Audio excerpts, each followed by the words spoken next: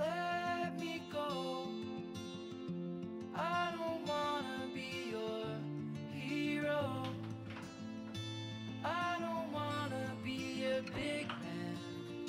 I just wanna fight with everyone else. Your masquerade. I don't wanna be a part of your parade. Everyone deserves a chance to walk with everyone else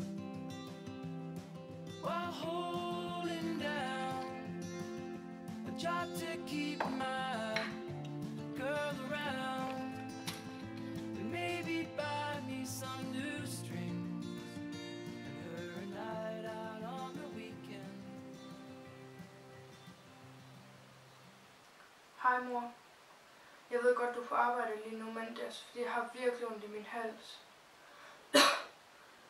Men jeg forstår det heller ikke, fordi jeg har jo taget penicillin i 3 dage nu, og det virker stadig ikke. Ja, det er meget underligt. Hvorfor er det egentlig, at penicillinen ikke virker på Maria? Det kan jeg fortælle jer. Det startede med, at grise og mennesker de har fået alt for meget penicillin over længere tid, og det har gjort, at bakterierne har ændret gener for at overleve. Og de er nu blevet modstandsdygtige over for penicillin. Det vil sige, at penicillin ikke kan slå de bakterier ihjel. Og de bakterier, penicillin ikke kan slå ihjel, det er dem, vi kalder resistente bakterier, som Maria er blevet smittet af. Hun er blevet smittet af en bakterie i halsen, der hedder streptokokbakterien. Og vi forskere og læger, vi prøver at videreudvikle en penicillin, der er stærk nok til at slå de resistente bakterier ihjel.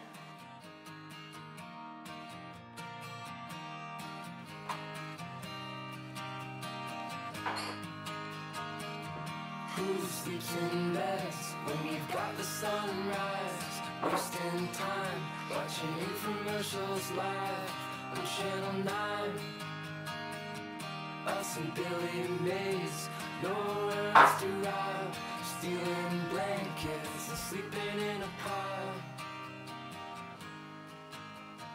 They made the sunrise for people like us.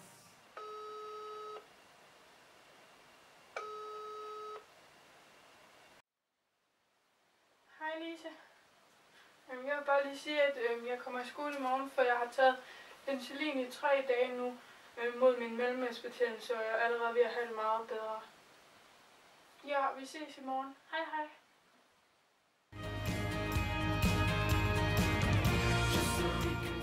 Det er så være, at Sasha hun er blevet rask, når Maria hun ikke blev rask.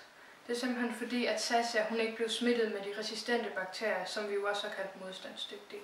Så hendes penicillin vil allerede begynde at hjælpe efter cirka 3 dage. Derimod, hvis hun blev smittet med resistente bakterier, så vil hun ikke rigtig blive rask, og hun skulle have penicillin i meget lang tid.